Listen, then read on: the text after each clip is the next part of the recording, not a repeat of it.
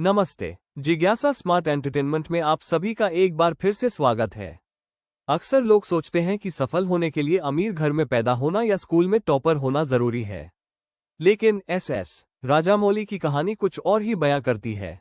ये कहानी हमें सिखाती है कि आप कहां से शुरुआत करते हैं या कितनी बार असफल होते हैं, यह मायने नहीं रखता।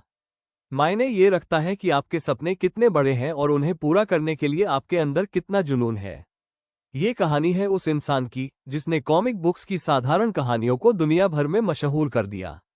एस राजामौली का जन्म 10 अक्टूबर 1973 को कर्नाटक के एक छोटे से गांव में हुआ था। वे कोई बहुत होनहार छात्र नहीं थे, बल्कि एक औसत स्टूडेंट थे जिन्हें अपनी मंजिल का पता नहीं था। लेकिन उनका बचपन कल्पनाओं से भरा था।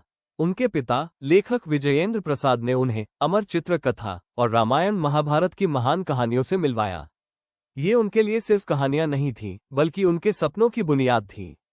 बचपन में वे अपने दोस्तों को ये कहानियां इतने जोश के साथ सुनाते थे कि सब दंग रह जाते थे।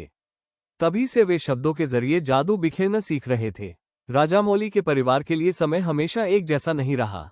उनके परिवार के पास कभी बहुत जमीन हुआ करती थी, लेकिन फिर एक ऐसा बुरा दौर आया जब उन्होंने अपना सब कुछ खो दिया। उस मुश्किल घड़ी में उनके परिवार के 13 सदस्य चेन्नई के एक छोटे से 2 कमरों के मकान में साथ रहते थे। इतनी चुनौतियों के बावजूद वे एक दूसरे के साथ खड़े रहे और सिनेमा की दुनिया में अपनी जगह बनाने के लिए कड़ी मेहनत की। सबसे बुरा वक्त तब आया जब उनके पिता की पहली फिल्म अर्धांगी फ्लॉप हो गई। अपने परिवार को संघर्ष करते देख राजामौली का व्यक्तित्व बदला। वहीं से उन्होंने सीखा कि मेहनत के मामले में उन्हें सबसे आगे रहना होगा। उन्होंने महसूस किया कि सफल होने के लिए सिर्फ अच्छा होना काफी नहीं है, बल्कि आपको असाधारण एक्स्ट्रॉर्डिनरी बनना होगा। दूसरे युवाओं की तरह राजामौली पर भी एक सुरक्षित करियर बनाने का दबाव था, इसलिए उन्होंने इंजीनियरिंग कॉलेज में दाखिला ले लिया। लेकिन उनका मन फॉर्मूलों और डायग्राम्स में नहीं लगा। उन्होंने एक साहसी फैसला लिया और कॉलेज छोड़ दिया। उन्होंने अपने दिल की सुनी और सिनेमा की राह चुन ली। राजामौली को सफलता किस्मत से नहीं, बल्कि उनकी बेमिसाल मेहनत से मिली। साल 2000 में जब वे शांति निवासम नाम के टीवी शो का निर्देशन कर रहे थे, तब वे खुद को पूरी तरह झोंक चुके थे।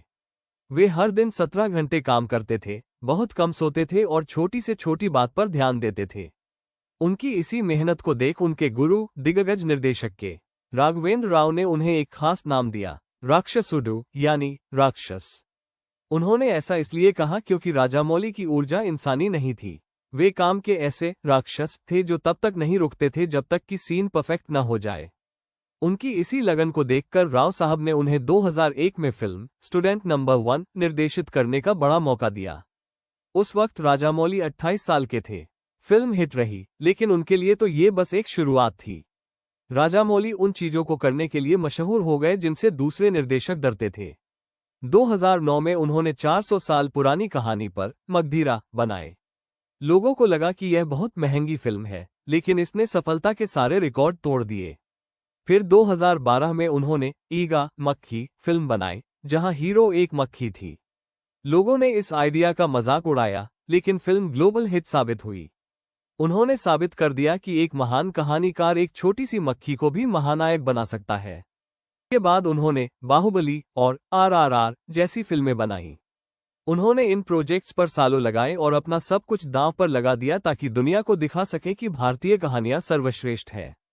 उनकी कड़ी मेहनत उन्हें ऑस्कर तक ले गई, जहां पूरी दुनिया ने उनके लिए तालियां बजाईं। आज राजामौली दुनिया भर के लिए एक मिसाल है, लेकिन वे आज भी अपने उन्हीं परिवार वालों के साथ काम करते हैं जो चेन्नई के उस छोटे से घर में उनके साथ खड़े थे। उन्होंने साबित कर दिया कि जब परिवार एक हो तो दुनिया जीती जा सकती है। राजामौली का जीवन हमें सिखाता है, शुरुआत छोटी करो, पूरे दिल से मेहनत करो और दुनिया की उम्मीदों से बड़े सपने देखने से कभी मत डरो। याद रखिए, सफलता हर किसी के लिए मुमकिन है। देखने के लिए शुक्रिया। जाने से पहले हमें जरूर बताएं, राजामौली की आपकी पसंदीदा फिल्म कौन सी है? हमें आपके कमेंट्स का इंतजार रहेगा। वीडियो को लाइक और शेयर करें और ऐसी ही प्रेरणादायक कहानियों के लिए जिज्ञासा स्मार्ट एंटरटेनमेंट को सब्सक्राइब करें। मिलते हैं अगले वीडियो में।